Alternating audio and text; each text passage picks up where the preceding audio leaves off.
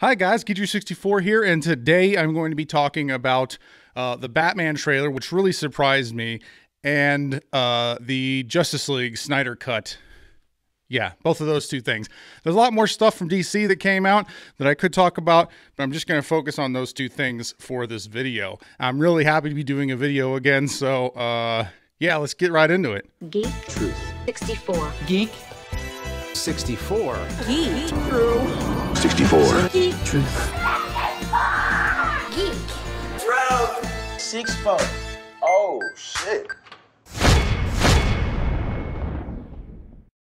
So I was cautiously optimistic for the Batman. Reason why I was kind of excited for it was because Matt Reeves is a director. So Matt Reeves directed the last two Planet of the Apes movies, which were great. I wasn't too down on War for the Planet of the Apes, the conclusion, but rewatching it, it's one of those rare movies when you rewatch it, you enjoy it more. So that's good. And also Dawn of the Planet of the Apes, I love that one. That's probably my favorite Planet of the Apes movie outside of the original with Charlton Heston. So I really like his style. So I was curious as to what he would do with the Batman. And part of the thing you need to do if you're going to do a Batman reboot again. So we just had Ben Affleck's Batman, who I'll get into in a minute whenever I get to the Justice League Snyder Cut. But, you know, doing another reboot of Batman, you got to make it different. You got to differentiate it. And I think they did, based on the trailer, a really good job of making this different. There are some vibes to Batman Begins. Like, I kind of got him a little bit, but you can tell it's more detective noir style, and it's a grittier than what we've seen from a Batman movie before. So it definitely has a unique style. So that I was really happy with. I didn't want another cookie cutter, you know, Batman. And honestly, because of this, because of the way this universe is being built with this Batman being so different from like Ben Affleck's Batman, I would still like to see Ben Affleck in a Batman solo film. You could literally have both these Batman, I guess, franchises or movies exist because they're so different. Ben Affleck's Batman clearly, you know, is in a Zack Snyder-esque world. There's magic and monsters and all this other crazy stuff you can do. So you can actually use some of Batman's more fantastical villains like Clayface. I'd love to see a Clayface in the movie. Clayface would not fit in with the Batman, with Matt Reeves' Batman movie at all. You can clearly tell he's going for a realistic, gritty style with that. So some character like Clayface or Mr. Freeze or Poison Ivy, those kinds of characters aren't going to fit in with that style of Batman. So you can have Ben Affleck's Batman and have those villains make sense and fit into that universe. So they're two completely different styles and two completely different Batman. So I remembered hearing that the Riddler was going to be the villain in this. And I was kind of excited because we haven't gotten a good Riddler. Jim Carrey's Riddler was, well, it was Jim Carrey's Riddler. I mean, whether it wasn't a good take on the Riddler or it certainly didn't bring out the potential of what a Riddler, you know, villain in a movie could be. Definitely not. I actually cosplayed as a Riddler. I created my own version to go with my buddy who's playing the Bat Who Laughs. Here's a picture. And so, yeah, I think you could do a grittier style of Riddler. I did not expect the Riddler to look like he was in a body bag. I mean, he looked like he was in a body bag, or he looked like that horror movie, The Collector. So when I worked at Blockbuster, there was a movie that we got in, and a lot of people rented it, and I don't know why, but it was called The Collector, and in the back of the box just had him tying off the back of the mask. But if you look at it, the Riddler kind of looks like that. He just looks like he's in a human body bag. And he's really creepy too. The way they open up the scene or the trailer with the duct tape sounds, and then it shows the guy's duct tape face, and you clearly tell he's suffocated. He's dead. If he wasn't dead before he got suffocated. But yeah, that's really creepy and way different. So, you know, you can only change a character, I think, so much before he's not recognizable as the actual character. So I don't know. I'll be curious to see if the Riddler is called the Riddler. If there's any kind of similarities really between him and his comic book counterpart. because that's important. Otherwise, you might as well just come out with a new villain, which is fine. You can considering the style that they're going for in the Batman, coming up with their own villain for the movie is fine. I mean, you already have Catwoman going on. Speaking of Catwoman, I do think Zoe Kravitz, who plays Catwoman, I do think her casting as Catwoman is pretty good. I think that's a really good idea. You get a whole different take on Catwoman. She's a cat burglar, which is an essential piece, obviously, of being Catwoman. And I think she'll do a good job, and I totally would buy that. I don't buy Jeffrey Wright as Commissioner Gordon. I think that's not a good casting at all. I think Jeffrey Wright's a great actor. I really love him in Westworld. And he was also good in Hunger Games. So he's been in some really good stuff, and I think he's a great actor. I think he would be a much better Lucius Fox. You see the Batmobile here in the scene that they show you in the trailer. They show the front part, and the front line is like glowing. And I was just immediately thinking of Kit from Knight Rider. Yeah, that's kind of what it looks like. And then there's a very visceral fight that is over very quickly. When there's a gang and a guy comes, he's like, "Who do you think you are?" And Batman just wails on him. And it's a single shot. You hear the hits. You feel them. He goes down, and he's like, "I'm vengeance." So yeah, you do get the hear kind of what his voice is going to be, which it looks to be maybe a little bit more serious version of Christian Bale's version of the Bat voice. So it'll be interesting. I think Robert Pattinson as Batman could be good. I think could be good. We obviously have to wait to see. Also, the Joker, I'm going to call them the Joker gang, because that's kind of, they got the face paint on. They could be something else entirely, but it could be that that's the tie-in, I guess, to the Joker. Although they've said that it doesn't tie into the Joker. It could tie into the Joker, and that the Joker inspired that Joker gang.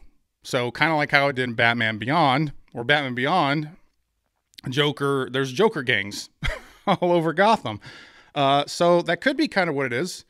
But I don't know. I'm very interested to see. It could just be something else entirely and had nothing to do with the Joker. But if, that'd be a good idea. I am in the process of writing an idea for Batman Beyond movie, and I just did the poster, which I'll be doing a video on that very soon. Because Michael Keaton should come back as Batman, but not in a Flash movie. We'll get to that in a minute. So yeah, I would say that the Batman was surprising. I was happy with this trailer. It's kind of rare. I don't really get excited or too much with a lot of the stuff coming out of Hollywood over the last couple years, really. As I said before, I mean, Tenet is really the movie I was looking forward to this year, and the rest, there was other movies I was going to see, but as far as excitement for movies, Tenet was about it. Usually I get more excited about the stuff that I didn't hear about, and then it comes out and people recommend it and I watch it. I'm like, that was really good. So the Batman, I think it's great. I think it's good. HBO is actually planning on doing a spinoff from the Batman, doing a show called Gotham PD. It's in the same universe. It's a prequel to the Batman. And it's probably the show Gotham should have been. I didn't like the show Gotham. I made it to the end of season 2, I think, and I never finished. I was not a fan of Gotham. So maybe that'll be cool too. So there's a lot of potential, I think, in the Batman and how they're building that out. One thing I will say about DC is I feel like they've had way more misses than hits. Getting into the Snyder Cut. Yeah. I am not, I don't dislike Zack Snyder. I don't really like his take on DC, though. I don't like his take on the DC universe. I was down with Man of Steel, although it wasn't necessarily the Superman movie that I wanted. I think you went from Superman Returns, which was a boring kind of parody of Christopher Reeves' Superman, to Zack Snyder's hard-on, Superman style with Man of Steel. But I think a good Superman movie somewhere in between there. But I didn't dislike Man of Steel. I thought Man of Steel was all right. But yeah, I hated Batman v Superman, and obviously I did not like Justice League. That was a mess of a movie. As a matter of fact, hold on, I own this. I own it. You want to know? You want to know the secret here? Check this out. It's still in the packaging. I haven't even unwrapped it. I think that was a Black Friday buy. I watched Justice League once, and that was enough. The color grading was bad. It was a mess of a film. It was not as bad, I think, as Batman v Superman. I think Batman v Superman was a bigger mess. Well, I don't know. I guess that could be argued. They're both kind of messy movies. But I am interested in what Zack Snyder's going to do here with his cut, with how they're going to release it. HBO plans on doing 4 1-hour episodes, basically, so it's 4 hours. So it's pretty long. I think the trailer did what it was supposed to do. I mean, almost all the scenes in the trailer were new, so people who worried that Zack Snyder's cut really wasn't any different, all the stuff in the trailer was new, which could be good, but it literally could be all the new stuff that's in the movie. It's hard to tell sometimes with trailer. That's why I don't usually like to talk about them. But Zack Snyder's cut, I mean, it could be good. I don't know. It could be. I would say that it's probably going to be at least better than the Justice League movie, if only because it at least have a consistent tone to it and no CGI Superman mouth. Steppenwolf looks better in this trailer than he did in the movie by far. Darkseid, they show, he kind of opens it up. I think he looks terrible. He kind of looks like, it looks like a cutscene from like Warcraft or something. And I get it, you know. I think reportedly they spent $30 million to kind of finish out the movie. They didn't do any reshoots, so that to me says the $30 million went to finishing special effects that were already shot. Well, yeah, hopefully that's not the finished product because Darkseid looks really bad, in my opinion. He looks like he's straight out of a video game. Like this is the equivalent of like Scorpion King from The Mummy Returns. It's not going to age well. It already looks bad. So just give it a few years and it'll look even worse. The trailer itself, this is just a complete ripoff of like a Watchmen trailer. I love Watchmen. I love what Zack Snyder did with Watchmen. I like 300. So no, I'm not a Zack Snyder hater or anything. I think his style works very well with certain things. I think it complemented the world of Watchmen very well, just not so much with DC.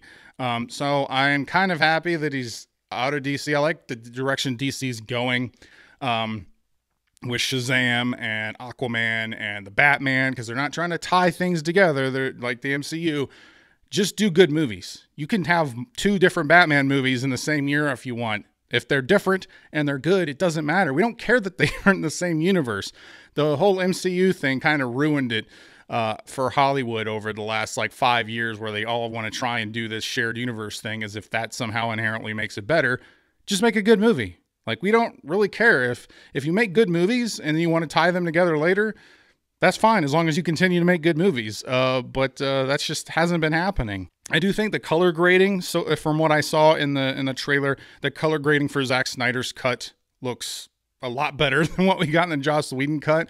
You know, I'm curious as to what that final action scene is going to look like, because I just remember the color grading being like terrible. Again, I've only watched Justice League one time, and that was a chore to get through, to be honest.